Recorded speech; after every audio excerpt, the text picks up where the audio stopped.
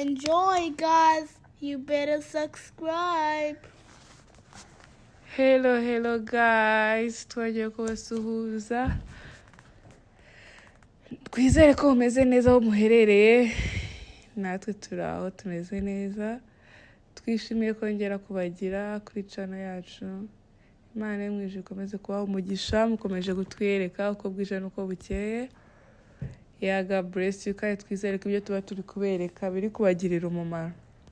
Aka kanya rero noneho twaje mu mitako.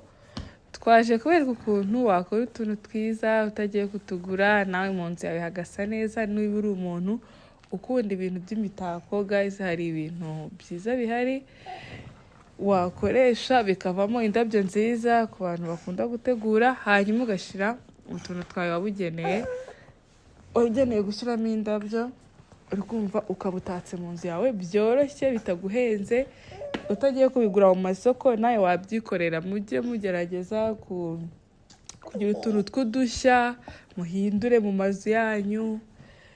Umunsi umwe nzabatembereza mbere utuntu mba naragiye nkora kandi tuba ari twiza mu nzu yanjye. Ni ibyo ngibyo rero ndi kubereka. Aho ngaho nari ngiye gukora ururabo rumeze nk'urwo ruteretse aho. Uri kumva ibyo nibyo bikoresho nari mfite, nta n'ibirenze. Nari mfite umukasi gusa n'ayo mapipe, niko babyita. Ni utuntu wagura online, njye niho ntugura kandi tudahenze kandi ni na twinshi. Hanyuma nkakoramo project agiye atandukanye. Ntabwo ari ubudodo, ni ibindi bintu sinzi ukuntu nabisobanura. Ako bikeneye ndaza kubandikira uko twitwa, nawe watugura ukikorera umutako wumva ukeneye mu rugo rwawe hagasa neza. Rero tugiye kuba tubaretse mukurikirane, murebe step by step uko turimo kubikora. Ni ukuvuga ngo ndagenda mfata dutatu, ntuzingemo ukuntu muraza kubibona, hanyuma nshishemo akandi hejuru ako ndaba ngiye gukoresha. Ibyo byose ndabareka ntari kuvugiramo, mubirebe mubyirebere, murebe ukuntu mbikora. Nawe ukaba wagerageza gukora akababi kamwe nyine nk'utu tubabi muri kureba aho ngaho kuri urwo rurabo rwarangiye, cyangwa turiya tundi turi ku ruhande. Muraza kuyoreba ukuntu ndi kubigenza. Fashe dutatu ndaduhina turinganiye, ubundi bitacishamo kamwe karekare ntigeze nzingamo. Hanyuma nkahita twistinga hejuru. Harimo utuntu tumeze nk'utwuma muri ako kantu nyine, ku buryo ikintu cyose wakora kiba gikomeye kandi kimeze neza. Murabibona rero ukuntu bise bigenda, ni ibintu byoroshye. Akababi kahise kaboneka ako kanya, ubundi ugahita ubigenza gutyo hasi, akababi kakaba karabonetse. Mukomeze mukurikira rero guys, turakomeza mu kanya.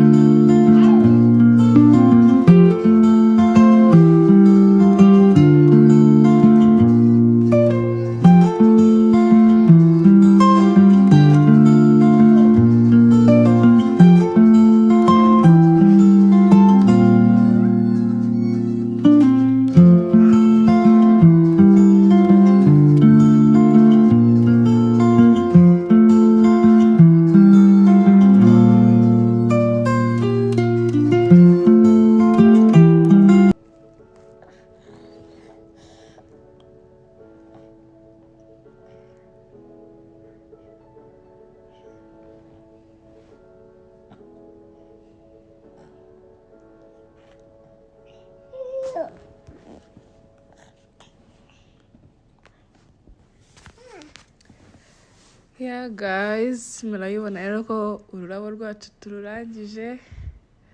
Ntabwo ari ibintu bigoye, ni ibintu byoroshye, nawe wakwikorera, wabikoraho ubushakashatsi, mujye mugerageza mukore ubushakashatsi ku tuntu tugiye dutandukanye, bizabafasha mu buzima kuko ntawe uvuka azi ikintu, twese turabyiga.